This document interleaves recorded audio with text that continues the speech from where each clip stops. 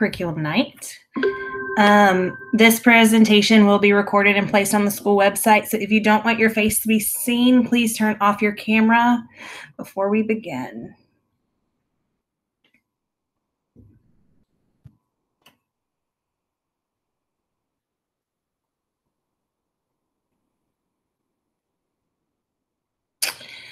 Welcome back to Stony Point.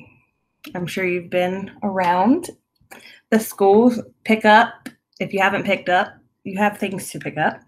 We are going to meet the teachers tonight. We have Miss Deal, Miss Hamilton, Miss Hendley, Miss Kennedy, Miss Miller, that's me, Miss Parsick, and Miss Sledge.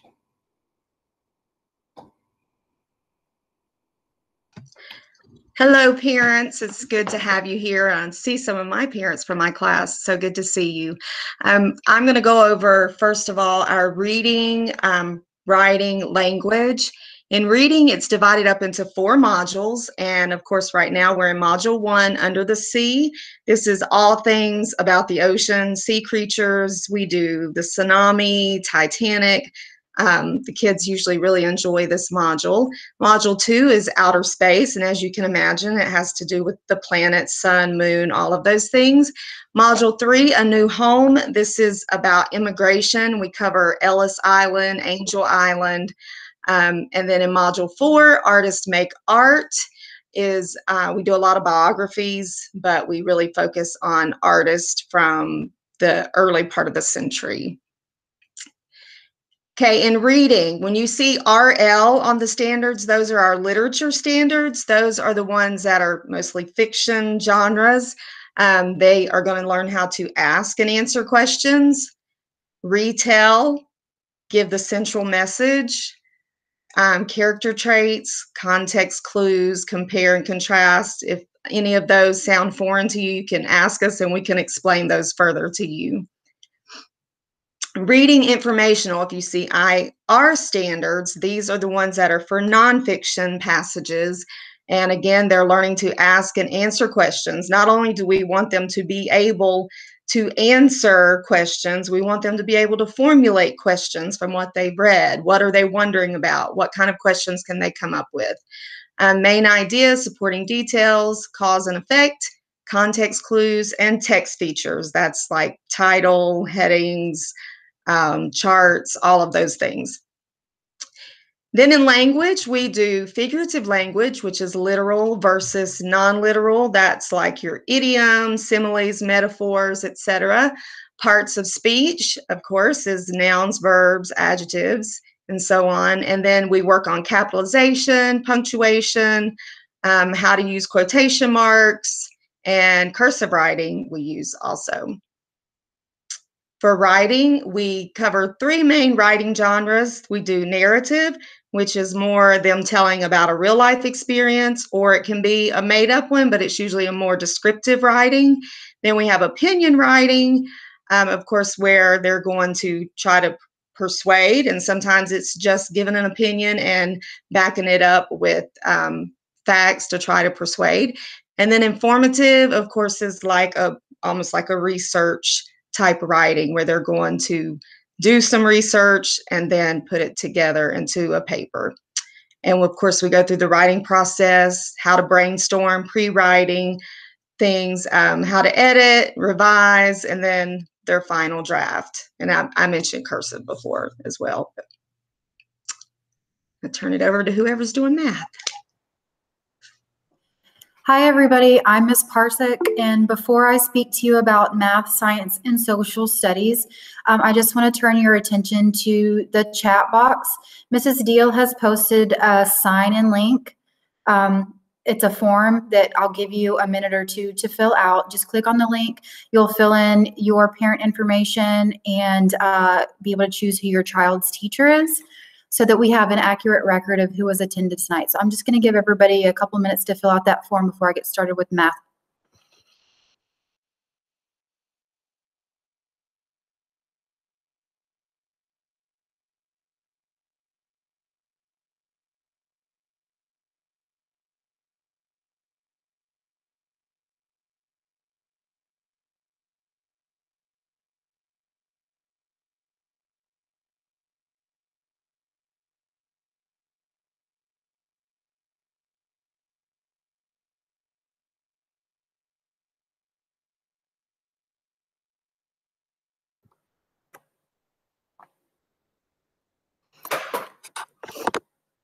All right, so unlike reading that's split into modules, our math curriculum is split into clusters, and clusters can range anywhere from about 2 to 4 weeks of study, and a lot of the standards are mixed together so that we can review throughout the year. The major skills that we learn together in 3rd grade are addition and subtraction within 1,000 with 2 and 3 digit numbers. We learn about bar and picture graphs and using the information to answer word problems. And we also dig deeper into word problems, specifically multi-step word problems. We memorize all of our multiplication facts up to the tens, and we also learn its relation to division. And we learn several different strategies for multiplication and division rather than just memorizing facts. We learn about quadrilaterals and the attributes of shapes. We learn about area and perimeter. We learn all about different types of fractions and equivalent fractions and fractions on a number line. And we learn about measurement with grams, kilograms, liters, milliliters, and inches. Our science curriculum starts off with force and motion at the beginning of the year. And then we slowly moved into matter and changes in properties. We have an entire unit on space that goes very well with our reading unit. We learn about Earth's land and water. We learn about the skeletal and muscular systems of the body. And then we finish the year by learning about plants. Our social studies curriculum starts off with communities. We learn about changes in communities over time.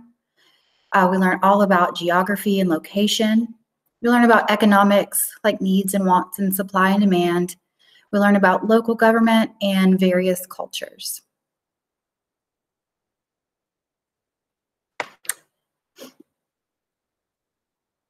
And next person will be talking about our curriculum guides. I believe. All right. Oh, good. Curriculum guides are on the CCS website. So you would go in your browser, type in CCS, and at the top in the header boxes, you would click curriculum. And then the drop-down menu, you would click elementary curriculum and instruction services. And then on the right-hand side, kind of down, hidden, and I think it was blue letters, click the quick reference curriculum guides, and then you'll scroll down to 3rd grade, and it will bring up all of the standards for 3rd grade in all subjects. Okay, I'm going to go over the grading policy. Cumberland County does use a 10-point grading scale. So you can see there it's broken down for you. 90 to 100 is an A, 80 to 89 is a B, and so on. You guys, I know, can read that. If you want to go to the next slide. Okay, grades are calculated as follows. We classwork and quizzes is 50%. Test and projects is 40%, 10% is homework, which right now we're not doing homework, so you don't have to worry about that part. Independent work. Okay, of course, all of this is brand new for all of us with the virtual learning, and I know it's a lot to keep up with. So we do want the students to use their scheduled times to complete and submit their assignments each day. We do realize that some parents can't monitor that as well during the day, and that's going to be a varying time for some people. But they do have 5 days to complete these assignments. Of course, we encourage them to do it sooner than that if possible, but I don't want all of you parents to panic. They do officially have 5 days to complete the assignments from the date it is assigned. However, we don't really want to let the kids know that very much, so that we can push them to go ahead and get those things done. I don't know who's talking about Canvas. Ms. Kennedy, it's Ms. Okay. We've had an introduction into Canvas over the last few weeks, and it's been a little bit rocky, but we're getting more used to it. I think the main issue is that so many people try to log onto Canvas at the same time that it causes problems. And, sometimes the submission can cause us a little bit of of a problem. But all student work does have to be completed in Canvas, so the slides cannot be shared separately outside of Canvas because it allows for proper grading inside of that learning management system. The most important thing to remember is to click the submit button after the work has been completed. And even if the submit button has trouble loading or it's not available, try not to refresh your screen because the kids will lose your work unless it's less prompted to do so, but it should save your work and you can log out and log back in and try to submit later. And over the next few weeks, the teachers are going to be working on a new button in Canvas. It's going to make submission a little bit more easy and consistent so that if there's some kind of problem where the work is not submitting, we're still going to be able to look at the slides. So that will smooth itself out over the next few weeks. So just make sure that if you can't submit, do not submit or share a copy of the work because the teacher will receive lots of emails about that and she won't be able to grade it in the correct place. So just make sure that that submit button is clicked after so that we have access to the work.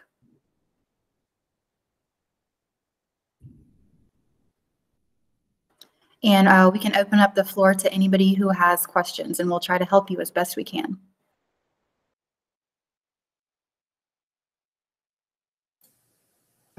Hi, I do have one quick question. This is Tiffany Frick. Hi, neighbor. Hey. So, what is the easiest and most efficient way to keep track of what is submitted and what remains to be done? What is the best place in Canvas where is the best place in Canvas to look for that? Here, I can say something about that. So every week the newsletter is sent out and we list every assignment that the students are going to complete through the week. So that might be a good starting point to actually have that paper copy to refer to. So you can kind of use it as a checklist. And then in Canvas, I know that I actually spoke to Mr. Frick earlier about the calendar not crossing things off. So that's something that we need to look into and see if that is actually doing what it needs to do. But the calendar would be a good place to refer to, and I'll get back to you on that crossing out of assignments. Does anybody else have any other tips that they have given? I did have a quick follow-up question real quick. So does that mean it's been submitted or does that mean it's been, I guess, received and graded? Graded, I would look in PowerSchool for grades. Yes. Because not everybody's PowerSchool and Canvas are talking yet. And so some of us, the only way to see grades is in PowerSchool. But going back to there's a to-do list at the top right-hand corner. And usually once a student complete or submits an assignment, that button will go, that little tab will go away. And so whatever's left there is what is still to be done.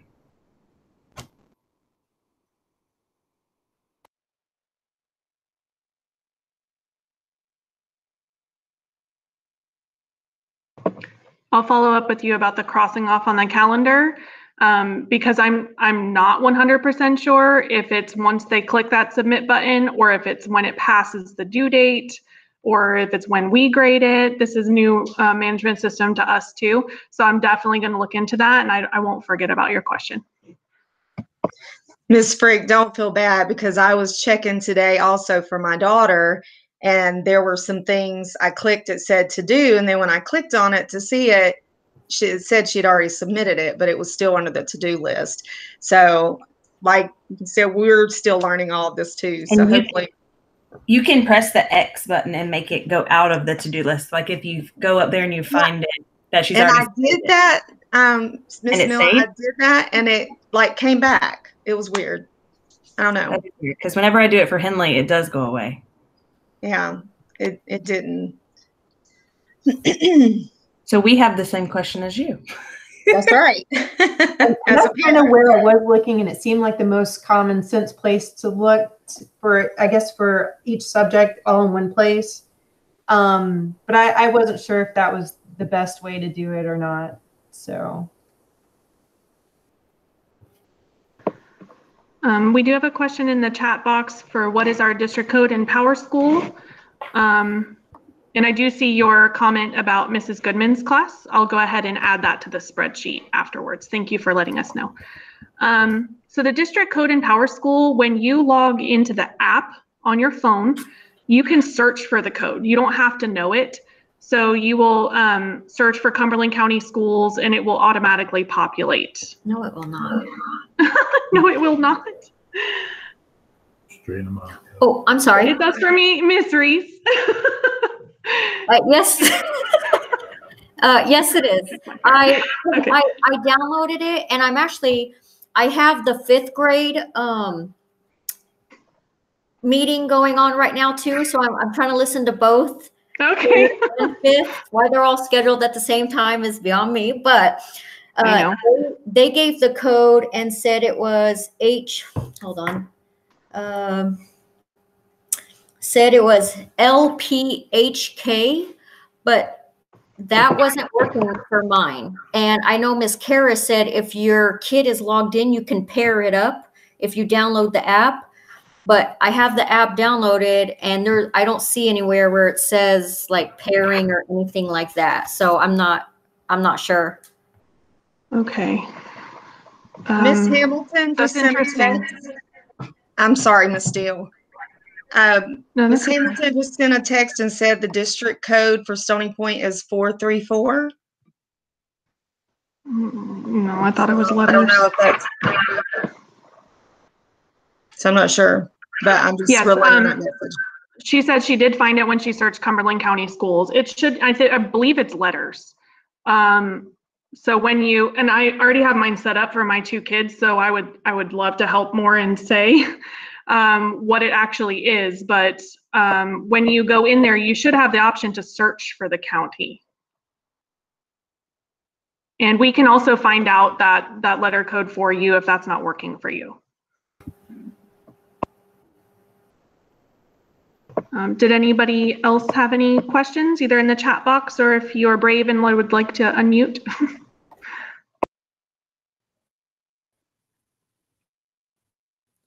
Oh, I wanted to say that I don't know if everybody else is having the same thing. I have some kids in higher grades, like 8th grade and other grades, but I noticed some of the grades is different from Converse to Power School.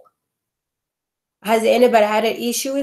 When it translated differently, like by 5 different points or 10. I still don't have any grades transferring from Canvas to Power School at all. So any of my grades I've done manually. So I haven't had anything happen like that so far. And I'm not sure if any of our other teachers have had any grades successfully go back and forth from Canvas to Power School yet either. Okay, so yeah, for elementary school, it's just manual grades. We're having to grade it manually and then put it in the grade book. Oh, okay. Because I do have some of my grades for my 3rd grader in both. If that happened, so that means that we've graded it sure. in Canvas and then we've also manually typed it into Power School as well.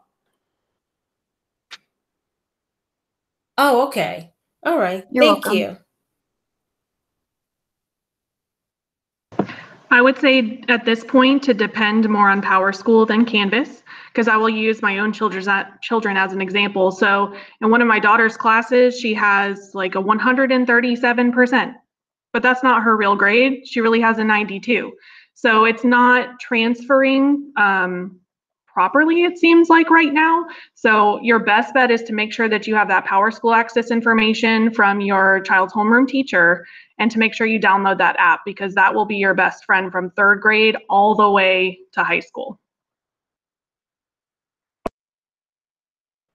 And I will say not all the grades that 3rd grade has in the gradebook come directly from Canvas. Some of them have come from Google Forms quizzes that we have access to. They're not available in Canvas.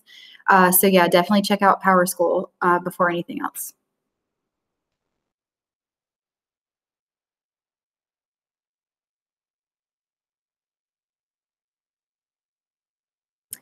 And Ms. Deal, I updated that curriculum night sign-in form with Ms. Goodman's name if you want me to go ahead and share that in the chat box. Okay. Thank you. That'd be great. I did add that student's name at the bottom, but.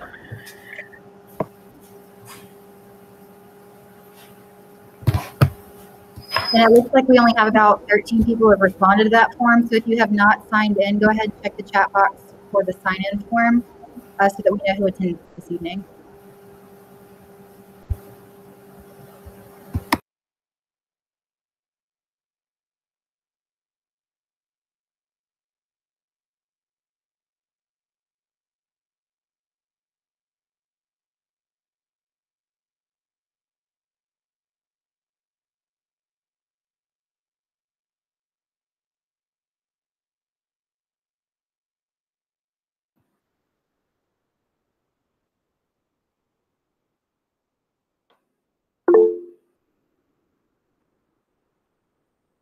Thank you, Ms. Frick, and thank you for everyone who submitted that form.